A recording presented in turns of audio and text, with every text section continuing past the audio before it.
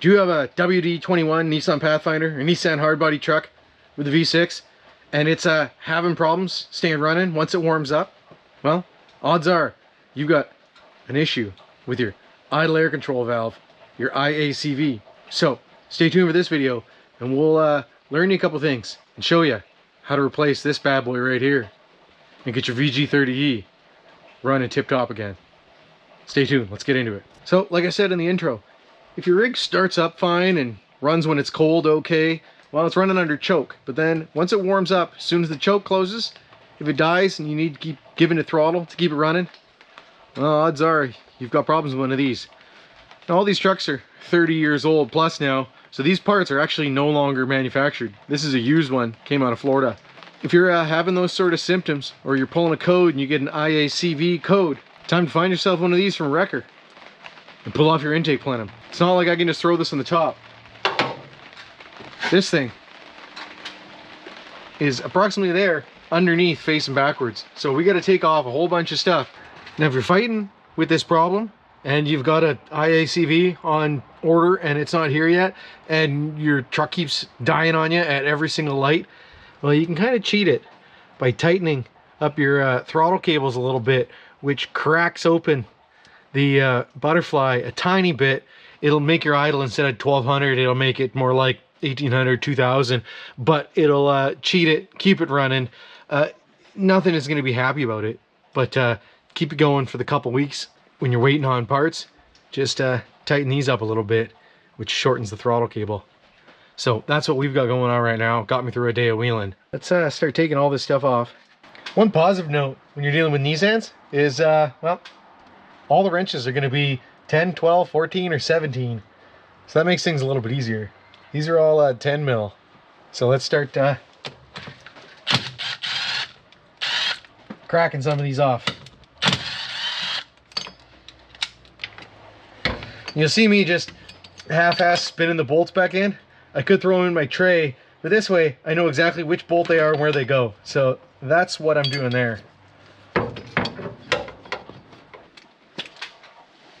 Coil off, throttle cable off, ground off, a couple of plugs on this side. We need to take these 3 spark plug wires out. People ask all the time, what's the best spark plugs and components to use on these things? Zero question, NGK. That's what factory was, and that's what you want. If you can find NGK, spark plug wires, can't go wrong. 5/16, which I think is 8 mil, but they're the same size.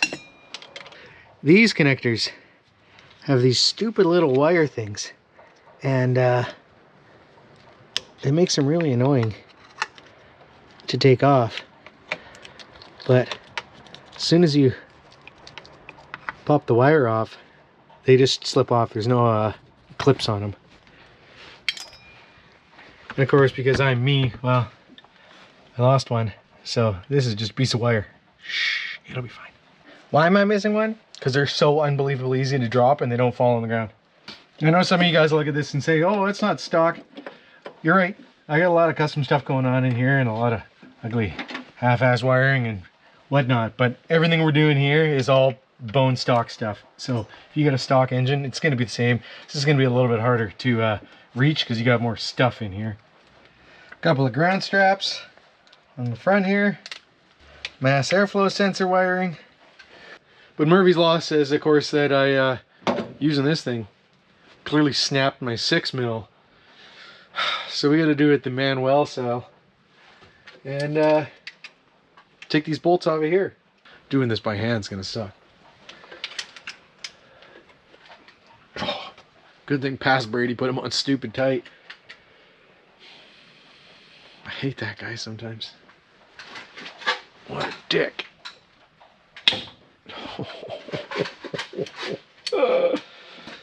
Well, maybe things are looking up. I started looking at my toolbox out here and I found my 6 mil. And this is why I actually don't like doing this, because soon we're going to be able to see right down inside the intake. Meaning if I drop stuff down there, it's not good. So we got a couple more hoses loosen off here. So you don't have to take everything off, but because it's always hard to remember what, it's always easiest to take things half off, start moving stuff around, and see what's holding me from popping this the rest of the way off. I think we got to take off this breather line.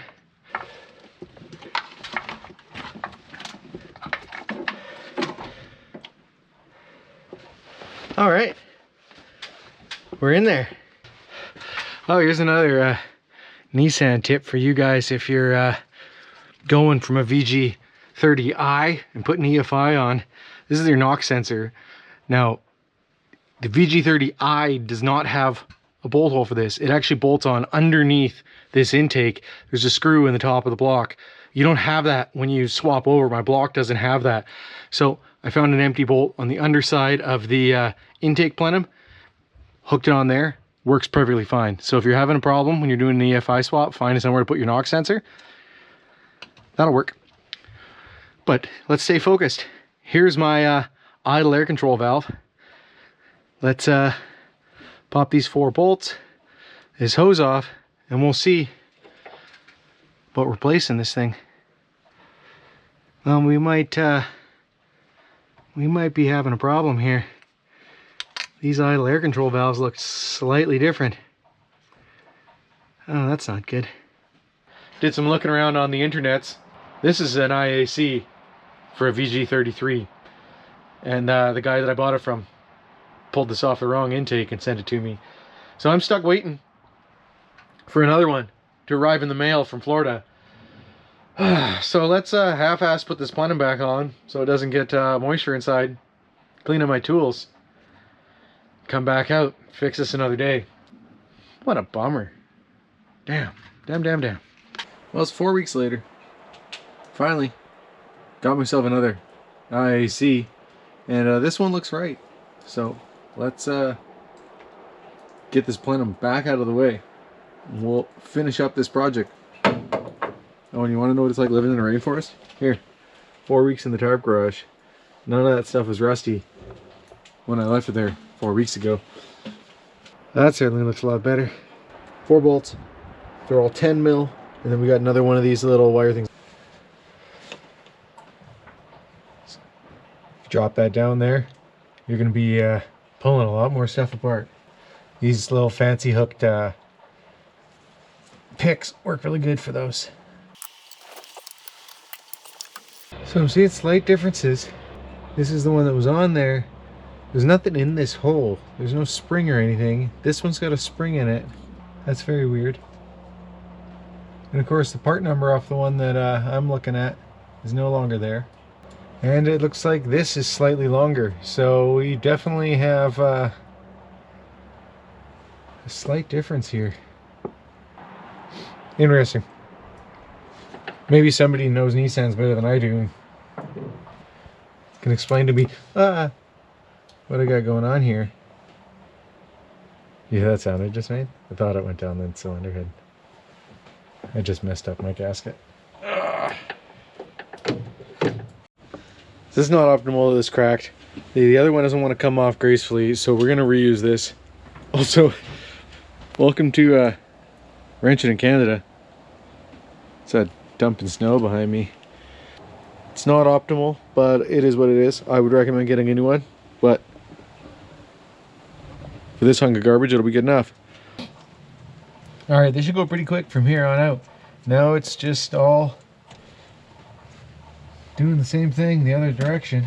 Put it all back together. So let's slap this all back together. See if we can fire this thing out.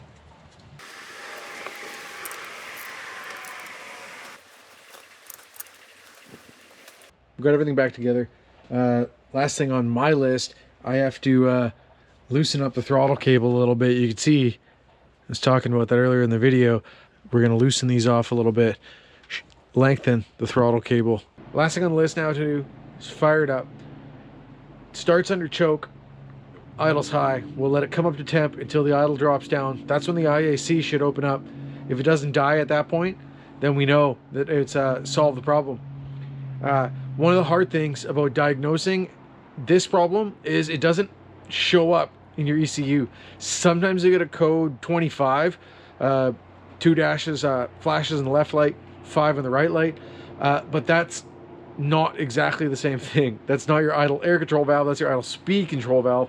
So something slightly different, which makes this one a hard one to diagnose. But let's fire it up.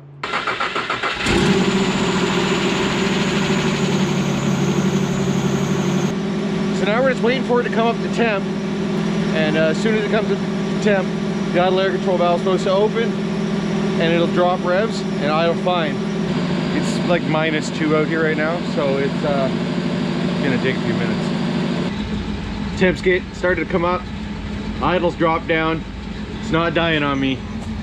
Seems like successful IACV replacement. So there you go.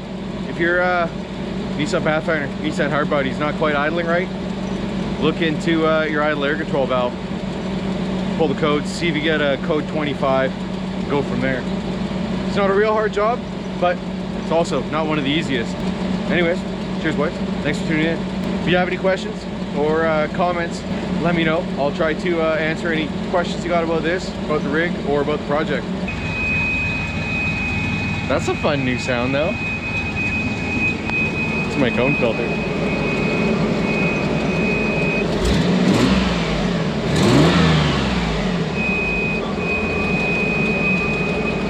Seems like one we're gonna have to ignore.